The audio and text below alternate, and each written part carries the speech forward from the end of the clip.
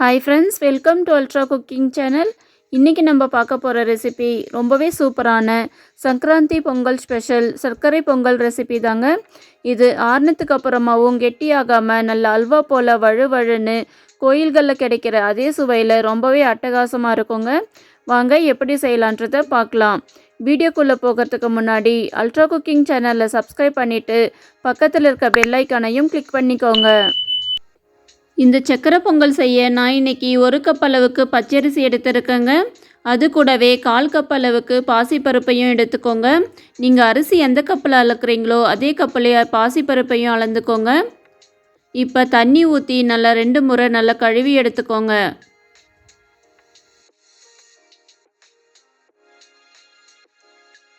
இப்போ நல்ல தண்ணி சேர்த்து ஒரு அரை மணி நேரத்துக்கு அப்படியே ஊற விட்டுருங்க.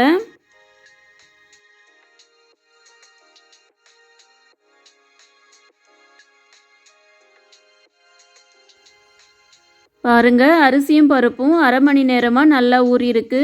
இது போல் ஊற வச்சு செய்கிறதால பானியில் செய்யும்போது அரிசி சீக்கிரமாகவே வெந்து வருங்க. இப்போ எந்த கப்பில் அரிசி அளந்தீங்களோ அதே கப்பிலே 1 கப் அளவுக்கு காய்ச்சாத பால் சேர்த்துக்கோங்க. அடுத்ததாக அரிசி ஊற வச்ச தண்ணி 2 கப் அளவுக்கு சேர்க்குறேங்க. இது போல் அரிசி ஊற வச்சு தண்ணி சேர்க்கறதால பொங்கல் நல்ல நுரையோடு நல்லா பொங்கி வருங்க. கூடவே இன்னும் 5 கப் அளவுக்கு தண்ணி சேர்த்துக்கோங்க. மொத்தமாக நம்ம 1 கப்பு பால் கூட சேர்த்து 8 கப் அளவுக்கு சேர்த்துருக்கோம். நம்ம சேர்த்துருக்க அரிசிக்கு இது கரெக்டாக இருக்குங்க. இப்போ பால் நல்லா காஞ்சி பொங்கி வரட்டுங்க. அதுக்கப்புறமா அரிசி பருப்பு சேர்த்துக்கலாம். பாருங்கள், நம்ம 1 கப் அளவுக்கு தான் பால் சேர்த்துருந்தோம். கூடவே அரிசி ஊற வச்சு தண்ணி சேர்த்ததால நல்லாவே பொங்கி வருதுங்க. இந்த டைமில் நம்ம ஊற வச்சுருக்க அரிசி பருப்பையும் சேர்த்துக்கலாம்.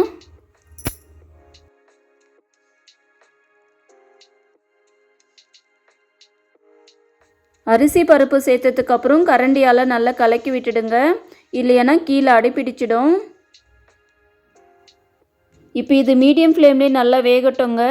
இடையில நல்லா கலக்கி விட்டுக்கோங்க, இல்லைன்னா பருப்பு அடியில் தங்கி பருப்பு அடிப்பிடிக்க ஆரம்பிச்சிடும். அடுத்ததாக நம்ம வெள்ளை கரைசலை ரெடி பண்ணிக்கலாம்.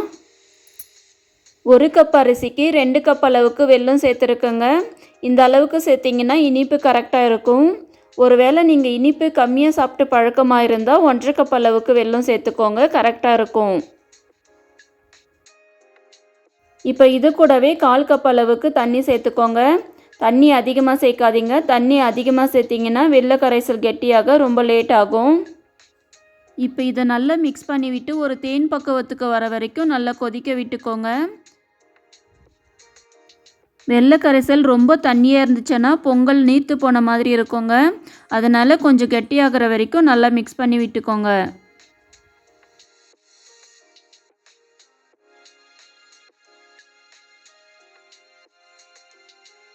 இப்போ வெள்ளை கரைசல் ஒரு 5 நிமிஷத்துக்கு அப்படியே கொதிக்க விட்டுருங்க, நல்லா திக்காகி வரட்டும்.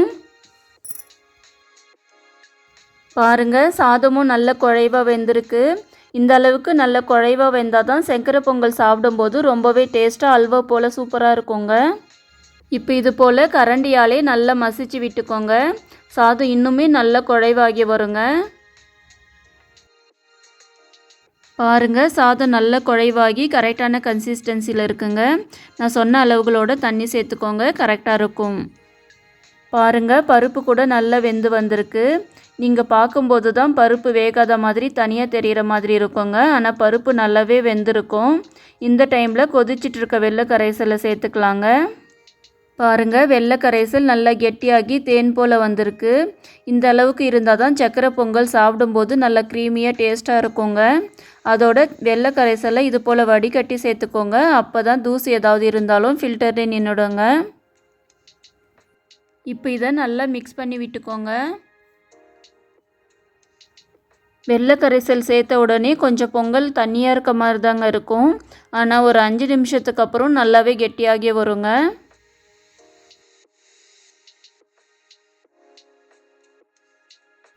இது ஒரு சைடு அப்படியே வேகட்டுங்க. அடுத்ததாக நம்ம முந்திரி திராட்சை வறுத்துக்கலாம்.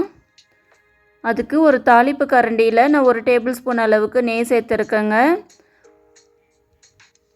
அடுத்ததாக ஒரு கைப்பிடி அளவுக்கு முந்திரி சேர்த்துருக்கேன். உங்களுக்கு எந்த அளவுக்கு வேணுமோ அந்த அளவுக்கு சேர்த்து வறுத்துக்கோங்க. அடுத்து அதே அளவுக்கு நான் காஞ்சி திராட்சை சேர்த்துருக்கேங்க. உங்ககிட்ட கருப்பு திராட்சை இருந்தால் கூட சேர்த்துக்கோங்க, அதுவும் நல்லாயிருக்கும். இப்போ இதை ரெண்டுத்தையும் நல்லா வறுத்து எடுத்துக்கலாம்.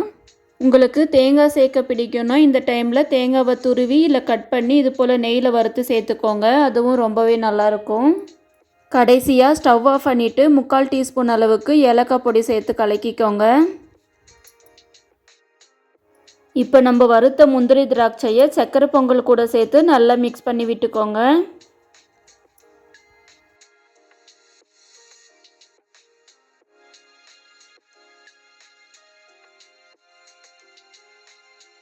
கடைசியாக 1 டேபிள் ஸ்பூன் அளவுக்கு நெய் சேர்த்து நல்லா மிக்ஸ் பண்ணி விட்டுக்கோங்க.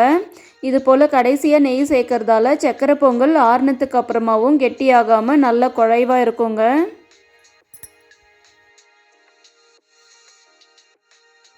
இப்போ தட்டு போட்டு மூடி சிம்மிலே ஒரு 5 நிமிஷத்துக்கு அப்படியே விட்டுடுங்க.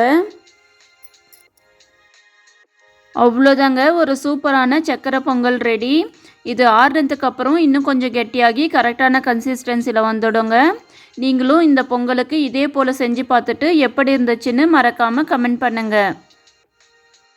இந்த வீடியோ உங்களுக்கு பிடிச்சிருந்தால் லைக் பண்ணுங்கள், ஷேர் பண்ணுங்கள், கமெண்ட் பண்ணுங்கள். மறக்காமல் அல்ட்ரா குக்கிங் சேனலை சப்ஸ்கிரைப் பண்ணிவிட்டு பக்கத்தில் இருக்க பெல் ஐக்கானையும் கிளிக் பண்ணிக்கோங்க. அனைவருக்கும் பொங்கல் நல்வாழ்த்துக்கள்.